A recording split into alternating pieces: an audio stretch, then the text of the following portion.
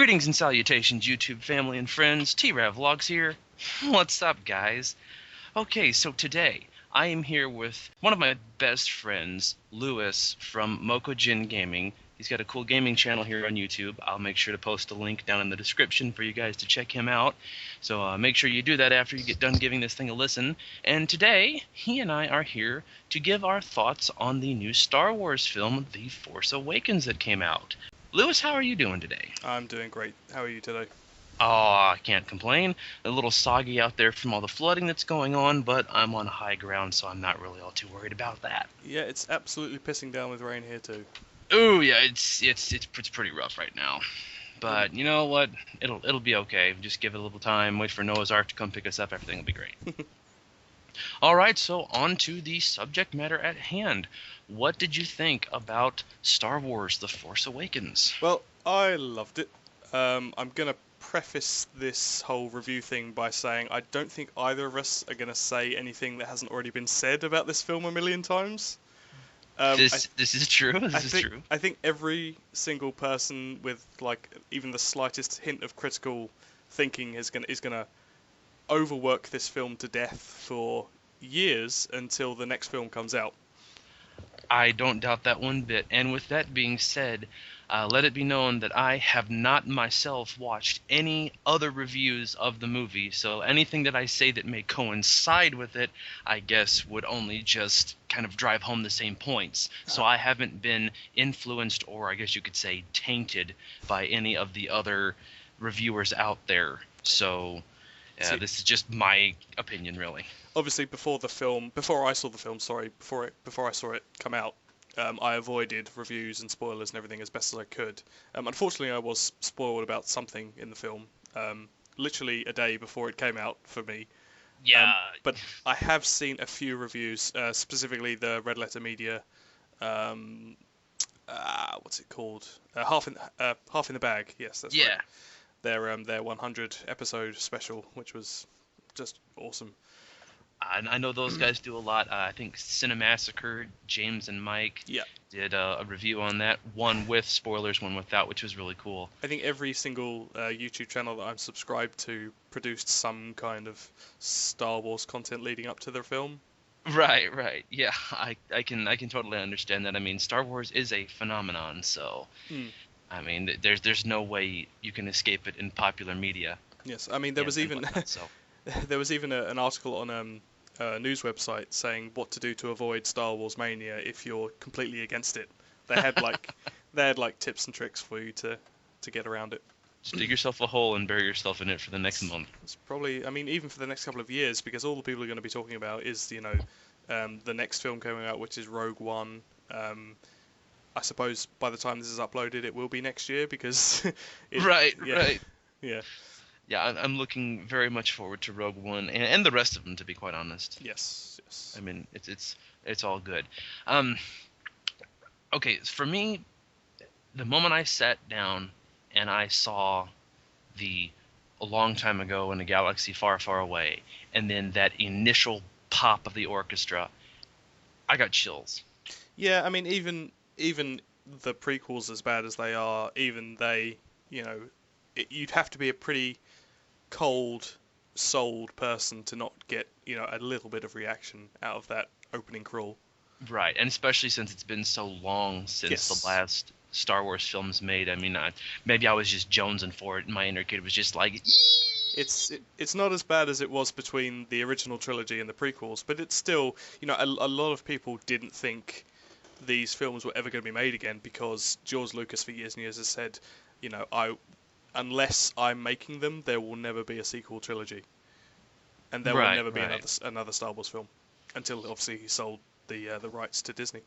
Right, and I mean, well, the good thing with that is at least J.J. Abrams brought George Lucas on as a consultant to make sure he was kind of doing things correctly. Sure, and I mean, I guess in some way he's always going to have a presence in these films anyway. Well, yeah, I mean, it was his brainchild to begin with, so. Yeah. And despite his disapproval of the direction it's going in. I really thought that quote that he said, someone asked him what he thought of the films, and he said, well, they made a film for the fans.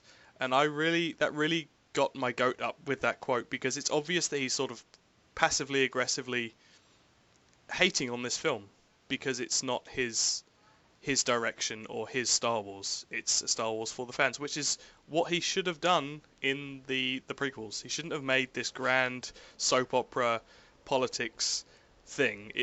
That's never what Star Wars has been. Star Wars has always been space fantasy, not sci-fi. That's the one Right, thing right. that I can label it as. I mean, and that's why the original trilogy is so beloved, and then he went back to do the whole story, and it's just, I don't know if he had the idea, fans be damned or whatever, but Yes. there's certainly a reason why a lot of people find the three prequel movies to be the weakest in the series. Yes. Yes.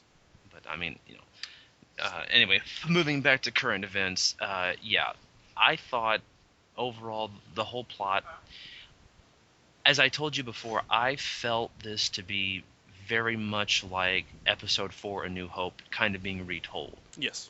Like, there was a lot of different spins on things, and we can go into depth about that. But I don't know, when I'm sitting in it, I'm just like, it feels like I'm watching Episode 4, but askew a little bit. Hmm. And I heard a lot of people say, "Oh, it's just like the Phantom Menace."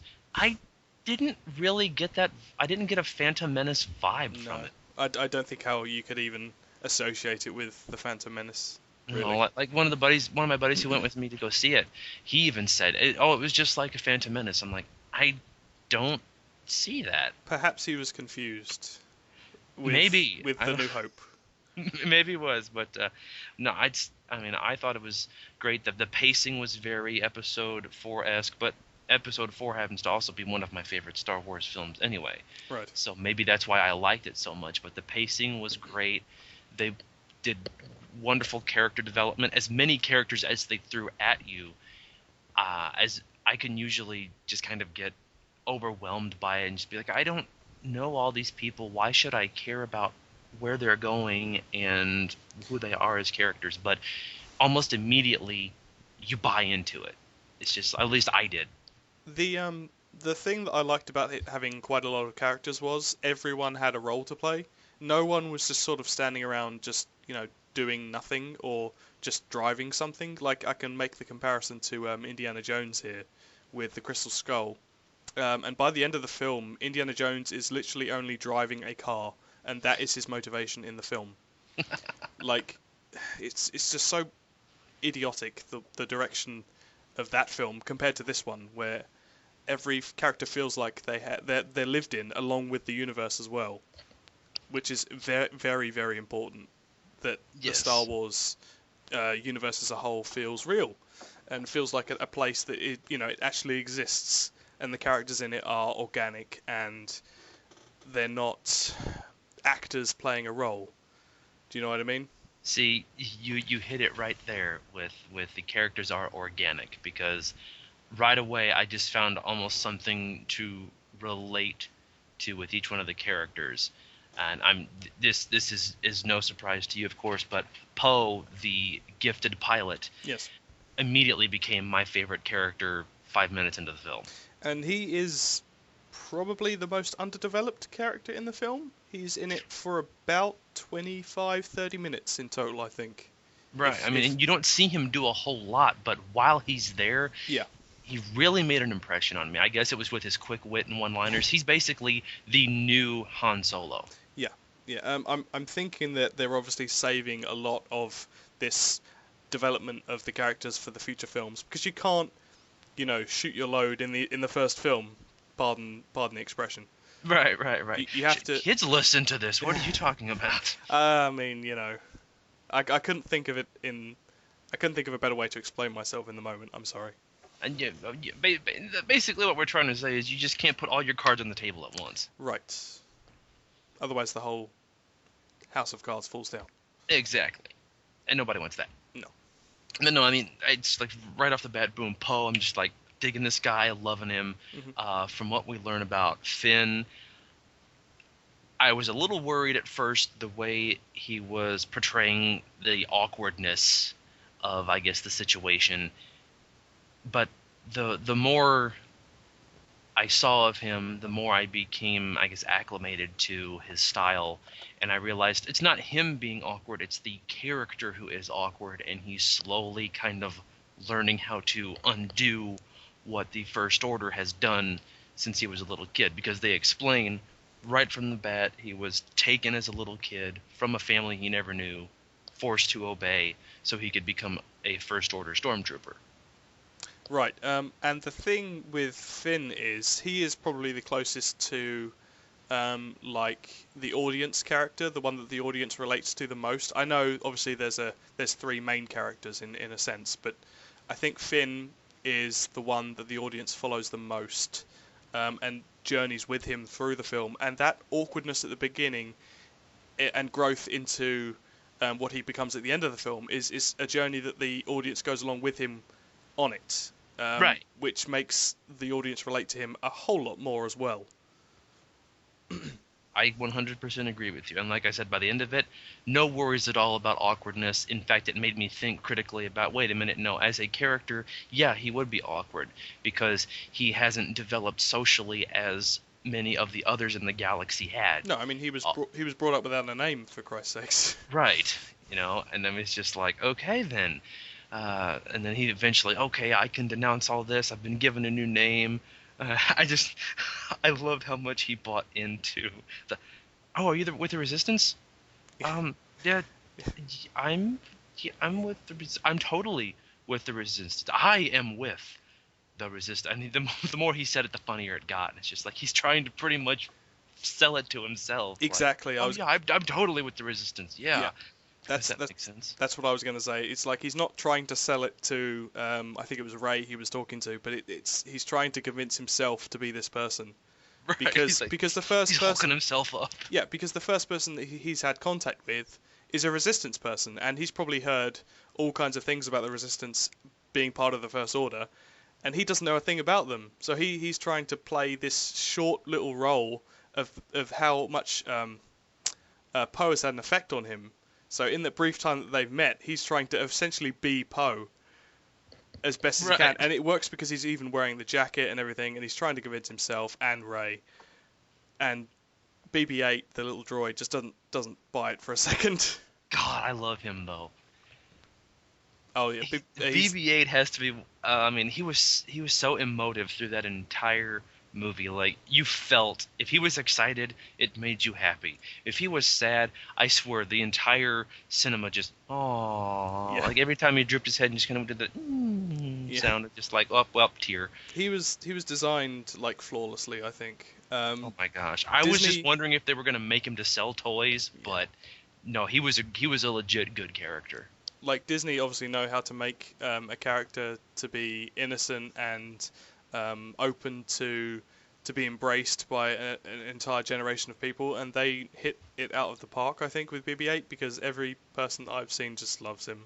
Oh my gosh. He even makes, I think, R2-D2 and C-3PO just completely, worthless, really. I mean, he does things in the film that they don't do anything in the film. I mean, for a majority of the movie, R2-D2, they even said he's pretty much in the equivalent of a droid coma. Yeah. I mean, he just shut down, went into low power mode as soon as Luke left. Yeah. And it's just like, well, that's all for him. And then with C-3PO, oh, you might not recognize me because of my red arm. Yeah. And apparently that got a lot of hate from fans, I hear. I haven't really heard of a lot of hate, but I think people are just sort of skeptical about it because it's obvious that they changed his arm to make new toys out of it. Most likely. I mean, I just don't really know why he had to make such a big deal of it, but I mean, it is what it is. They explained things that needed to be explained, and as we were talking about earlier, they also really utilized the dramatic pause. Yes. And I'm not talking like William Shatner dramatic pause. Sorry, Bill, but not trying to criticize you there because, I'm totally not an actor. But the scenes where it was just characters gazing at each other and nothing was said. Yeah. There didn't have to be anything said. No, there was the subtle tones of the music score and the facial expressions as well helped build the characters between each other.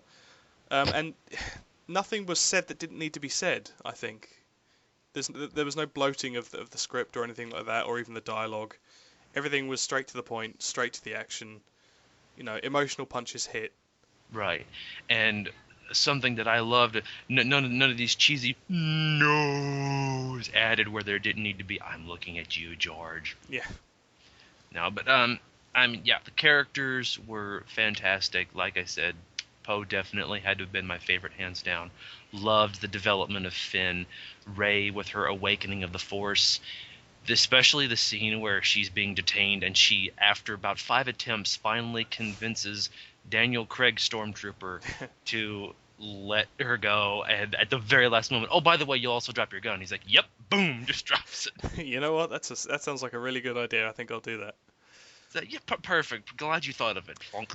I imagine he's got his own page on Wikipedia right now, which is the Star Wars version of Wikipedia. If you're not in the know. Actually, that's clever. I do love that.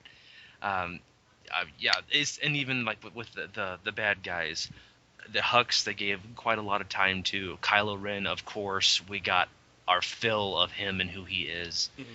Uh, not sure I dig him without the mask on. He should have left it on, really. Just my personal opinion being stated. I wanted so bad when he first came out to make a Bane joke, but I couldn't, because I mean, listening to him at first, his voice was a little jarring, but the more I listened to it, the more I found it pleasing, I guess. Yeah, it grew on you for sure.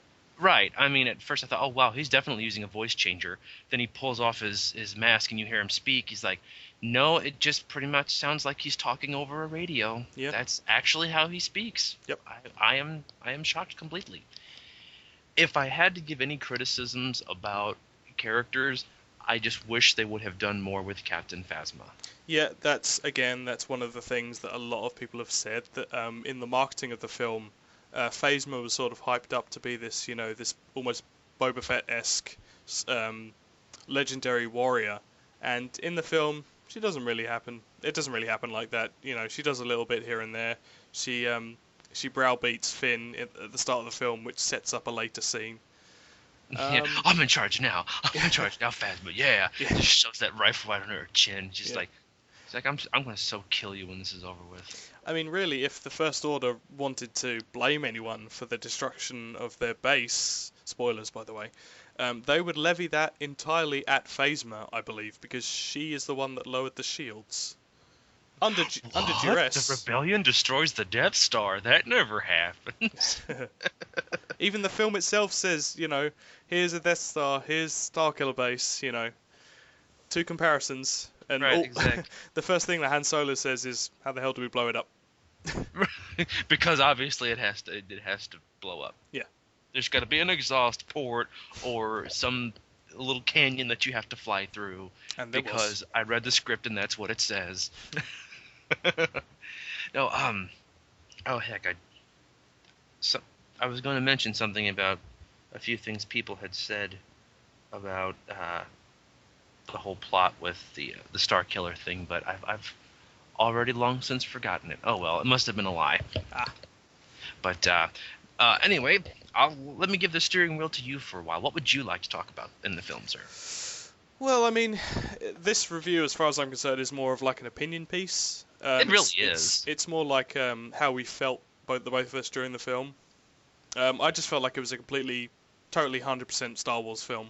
And anyone that's seen a Star Wars film, the good ones, knows exactly what I'm talking about when I say that. It has the feel of a grand adventure set in space, with likable characters and really horrible villains and a lot of comedy thrown in there, and it all just it blends together in a perfect mesh of an experience. Really, that's the only thing I can describe it as an experience. I know that's sort of cheesy to say, but I mean, you couldn't hit the nail on the head any better if you tried, sir. I mean, I'm with you that in a way I must deviate for a moment from how you felt by saying, had I not been reminded a few times by certain characters and certain things happening that this was a Star Wars film, I almost forgot that it was. But in a good way, because if you think back to when, once again, A New Hope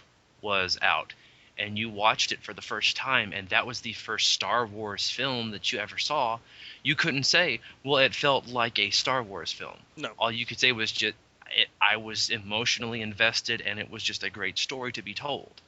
Thinking back to that, if you go into it not having any other films to compare it with, you can easily say the same thing about it. You were emotionally invested, it was an experience, and you're just like, wow. But you put the pieces of the puzzle together, and yeah, it all fits together into the Star Wars series, franchise, however you want to call it. Sure. But I mean, yeah.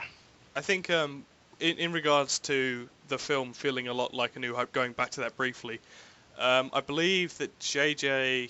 Abrams, the director, has said previously with his other film that he did a few years ago, Star Trek Into Darkness. You're crossing the streams, bro.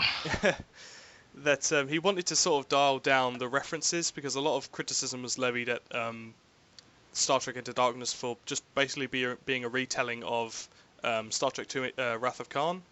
Which it totally was, but the silly thing was that they tried to, swerve the fans of the film and say, oh no, it's a totally different original story, until obviously people saw it and, realised what it was. I think with this film, they were smart to play it safe in a way. It's smart to make the fans old and new. Sorry, not necessarily new, because it won't sort of really resonate with them, but it's smart to try and not fool the old fans, but sort of make them reminisce and pull on the old heartstrings of what they felt during the original trilogy. New Hope in this case, with certain story elements and characters and stuff like that. I think the next film in the series will probably be a little bit different. I think I hope they're going to try and just go off completely in a split in a different direction from the usual Star Wars, 3-story, okay opening, terrible middle part for in terms of story, like the darkest elements of the story are usually present in the second film. Right, like with Empire Strikes Back. With Empire, yeah. And I'm not sure if they will do that. I hope they do go in a different direction. But yeah, that's another review for another time. I think in another couple of years. Right. It'll be interesting to see where they go with it for sure. How cool was it to see the classic Han Solo, Chewbacca, now General Leia Organa? How cool was it to see those characters be brought back and have the actors reprise their roles? Yeah, it was nice to see Han and Chewie back. I don't think the original actor for Chewbacca played him in a couple of scenes, I think, but not in any further than that, because the poor guy, he can't really walk at the moment. Well, I mean, yeah, Peter Mayhew, I believe his name is. Yes. I mean, he's got to be up there by now. I mean, he was no spring chicken in the original right 3 whenever they did that, but I mean, holy cow. Well, I mean, he's very tall, and I think the nerves in his legs aren't great. But it was nice to have him on set, and I think play Chewie in the cockpit of the Falcon. Oh, most definitely. I mean, it was really good, and in my opinion, Harrison Ford did not miss a beat. He was right back into the antics with Han Solo. Again, the whole reason why I loved him from the start to begin with. He was cocky. He had the snarky things to say. Yes. The standoff between the two space pirate regimes was absolutely hilarious, Yep. I thought. So, have I ever let you guys down before? You have, actually. Yeah, twice. Okay, name the second time. Oh my god, I was laughing so hard. Yep. The comedy was strong in this one, and I loved it. All it needed really was Han trying to weasel his way out of a gambling debt that he owed to a giant space slug, and it would have been perfect. Exactly. And one thing that somebody was telling me that I kind of noticed, with the exception of a couple passing glances with Finn and Rey, I didn't really see much of a romantic undertone being, like, blatantly broadcast to us, No. It's not like, ooh, this person's going to love this person, and yay. Yeah, I mean, it's always tricky to sort of do romance in these films. They has to feel natural, which is why I think a lot of people like the romance between Han and Leia in the original films, was because it had a sort of natural progression to it. It wasn't forced in any way, which is what the prequels did between Anakin Skywalker and Padme, which was totally forced and awkward, and we shall not speak of it. Right. Yeah, like you say, nothing really romantic between anyone at the moment. I think obviously that Rey really cares for Finn, as evident by the ending of the film. Oh, no doubt. Um, and that will probably be again, it will probably be developed in the coming films. Exactly. And yeah, I didn't feel any real romance. I did feel the bromance between Poe and Finn because I mean, when you get that close to somebody, it's like, okay, I'm being sent to my death, and then all of a sudden, no, I'm getting you out of here, and we're gonna blast out of here together. Yeah, I mean, you can feel the camaraderie just kind of it put them together, and they're like, okay, we're lifelong buds forever now. yeah, I think you're right. And I mean, I could definitely feel the camaraderie, especially right after Finn realizes, and this is a semi-spoiler, but I guess not, that Poe didn't die in the TIE fighter crash. Yes. And it's just like, hey, he's still alive. It's like, holy crap! And they just go over and hug each other. It's like, yeah, I could feel that. I was right there with him. Like, man, even though I knew Poe was still alive because the trailer. Just throwing that out there. Yeah, when they realized that both of them were okay, it's just like, yeah, now we got the band back together. Well, it's funny that really that the original plan was for Poe to die in that crash on Jakku. The original script or story or whatever called for him to be killed off in the crash, and then the rest of the film would happen, which makes his return towards the end of it a bit sort of out of left field in a little way. But Yeah. I'm glad that they did sort of see sense and bring him back. Oh, me too. I would have been crushed if that would have, honest to goodness, been the end of him. It would have been a very underwhelming development of a really cool character. It would have been. Okay, now I think it's time that we start delving into more serious spoiler territory. So, for those of you who haven't seen the film, please bear with us. I mean, if you haven't seen the film, you really shouldn't be listening to this at all anyway. Right, you're either not a fan or you've been really, really busy. And with it being the holidays, that's totally understandable because this is a very busy time. Yeah. But heck, and we waited a week after it was out and the theater was still packed. Yep, I mean... So, I mean, when I arrived, the theater itself was out of popcorn. Like, we had to wait till previews started before popcorn was ready again. It's like, what the heck is this mess? Just to add on to that, my own personal experience of going to the cinema to see it, there was a charity church band in the foyer playing the Star Wars theme in brass instruments, which was kind of cool. That's awesome. Yeah, it was kind of cool.